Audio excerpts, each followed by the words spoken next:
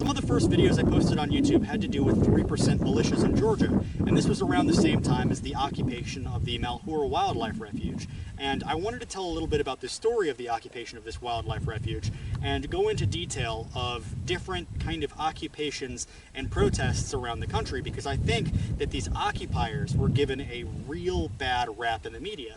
Yes, a lot of people did show up to just stir the pot, but the ranchers that were involved have a history going back decades in this county where they were targeted by local federal government agencies with domestic terrorism simply for clearing their own land with brush fires. And I wanted to go over that a little bit and talk about some of the sides on, the occupiers and the anti-occupying forces. And I'll start with some geography and backstory, which is surprisingly more interesting than you might imagine. I mean, geography can be a fascinating thing. The conflict begins in Harney County, and at 10,226 square miles, it's one of the largest counties in America by landmass, but also has one of the smallest populations, under 7,500. Cattle outnumber people 14 to 1, and the place is midway between Portland and Boise, Idaho.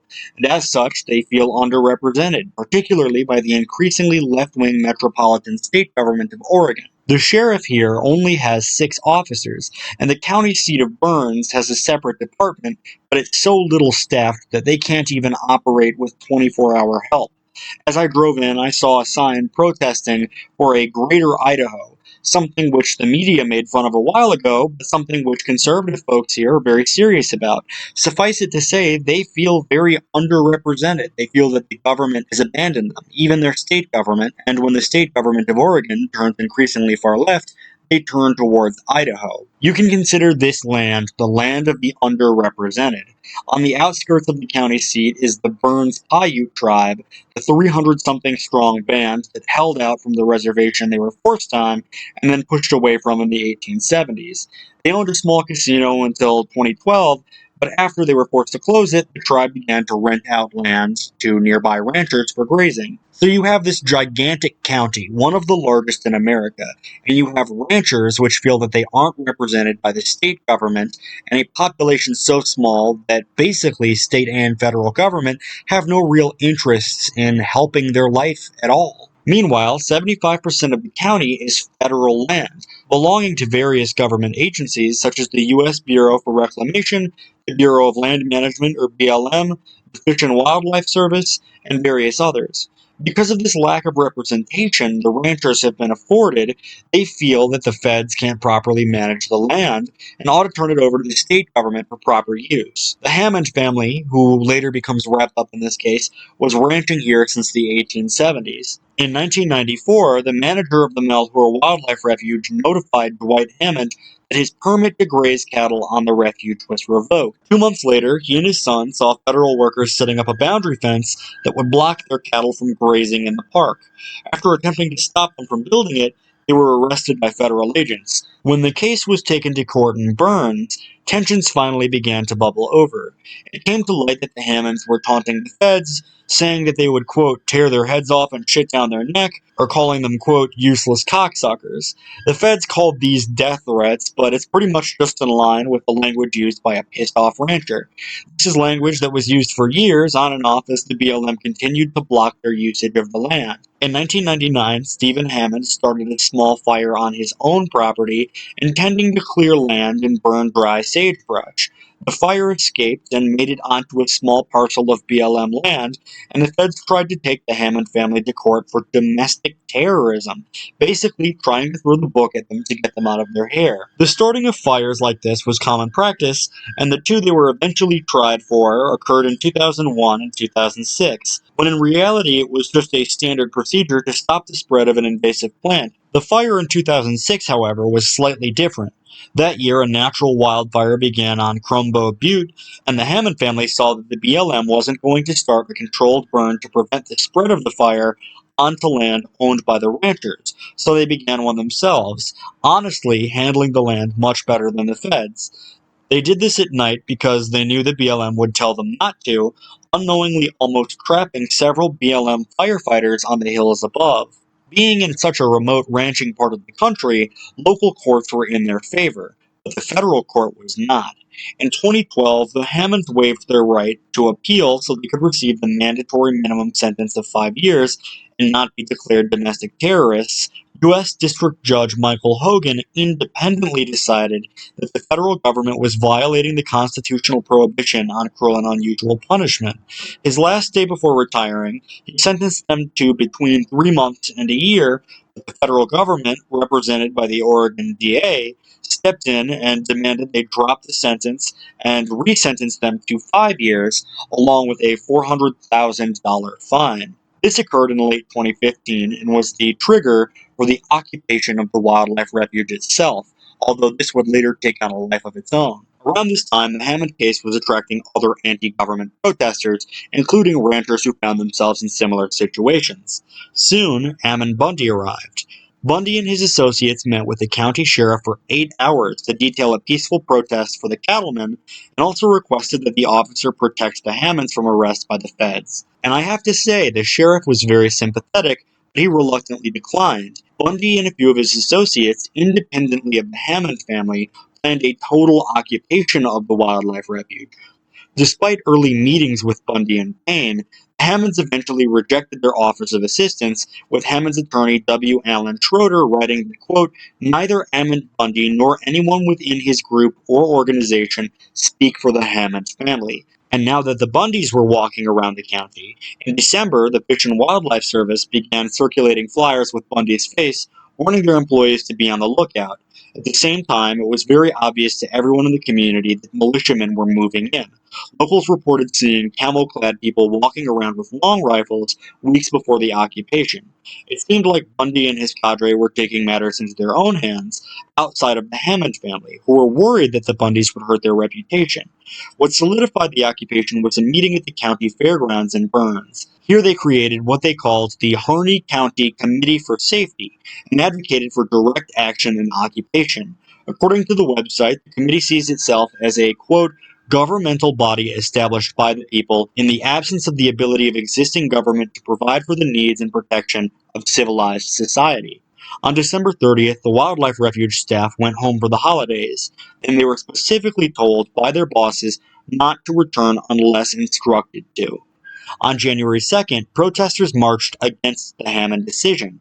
About 300 met at the local Safeway and marched to the homes of the Hammond family, the courthouse, and the police station before marching back to the Safeway and breaking up.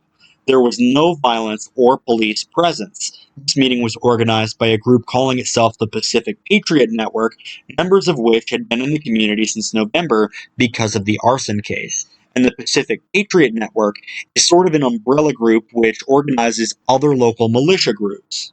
Bundy, Ryan Payne, and John Ritzheimer separated with a new group, armed up, and drove 30 miles south to the wildlife refuge. Before leaving, they announced their intentions and invited others to join them. Organizers with the PPN stated that they felt betrayed and used by the Bundy family. Bundy in particular was claiming to have received a divine message, and the occupiers claimed to be ready for combat with the feds. The Hammond family disavowed the act immediately, and most of the country was now focused on the occupiers, while the Hammond arson case was largely ignored by the media. Although it began mostly as a usurping of local activists, it would draw plenty of legitimate and well-meaning people who got involved in a case that was way over their heads. For a few days, police stayed well away. On the first day, leaders claimed that 150 men were occupying the place, but realistically, media reported between 6 and 20, most in defensive positions or concealed. By January 4th, their demands became clear. They wanted the wildlife refuge to be relinquished from federal control and the Hammonds to be released. Bundy announced the creation of a private militia called the Citizens for Constitutional Freedom. On January 6th, the community met at the same fairgrounds where this whole ordeal began. When asked who wanted the occupiers to leave, supposedly nearly everybody raised their hands. The sheriff, who was present, offered a peaceful escort if they volunteered to leave. The same sheriff consistently tried to defuse the situation. At the end of the first week, he met with leaders 20 miles away. No arrests were made, and the occupiers, including Bundy, refused to leave until their demands were met. On January 8th, the occupation was warning of a Waco-style situation, and several other militias agreed to set up perimeters around the headquarters. On the 9th, the Patriot Network arrived to help, led by Brandon Curtis, the president of the Idaho 3%. By the 10th, armed men were amassing in Burns. Some demanded they leave, some wished to join, and some were shady and wouldn't speak to the media or police at all. On the 11th, the militiamen who occupied the place removed the fence which was the source for the whole conflict to begin with. Ironically, the ranchers set it back up and again disavowed the occupation. And on the 12th, occupiers related to reporters that facilities were already trashed when they arrived, and they found rat shit 2 inches deep. They began cleaning it and criticizing the laziness of federal employees. By weeks 3 and 4, local reporters claimed that the occupiers were damaging property and trying to provoke a violent confrontation. On the 19th, leaders appeared unannounced at a meeting in Burns. For the past few weeks, police had refused to actually block their passage to the refuge, trying to actively keep the situation from escalating.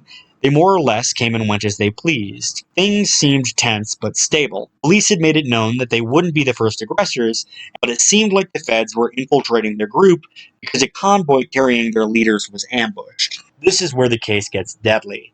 It was the morning of January 26th that 2 trucks filled with the main leaders of the occupation left the front gate. They were headed to hilly Grant County, and Ryan Payne was invited to speak at the senior center in the town of John Day. This was the first time all the leaders were together at one moment. The feds set up roadblocks along a remote stretch of Route 395 to intercept the convoy. The FBI and Oregon State Police pulled up behind, and the Jeep immediately pulled over. Finicum, however, kept driving a short distance, but eventually stopped. As soon as his car stopped, police shot a 40mm pepper spray capsule into the car, and several surrendered, although Lavoie taunted the cops and said he was going to drive away. He remained parked for about 7 minutes before taking off again, ensuring everybody who wanted to surrender had their chance. About a mile up the road, an Oregon State Patrol SWAT member had deployed spike strips. As Lavoie approached, this man fired 3 shots from an AR-15 into his car, enraging the rancher, who believed it may have hit the child in the back seat. What about Ammon and those guys? We can't get around them. I'm going to go get help. Okay. Stay down. I need a phone so I can call as soon as I get service. Wait up. Yeah, keep watching the phone to see if you get any service. I don't have my phone. I can't even get Joe Rice. Coming up fast. Yeah, they are.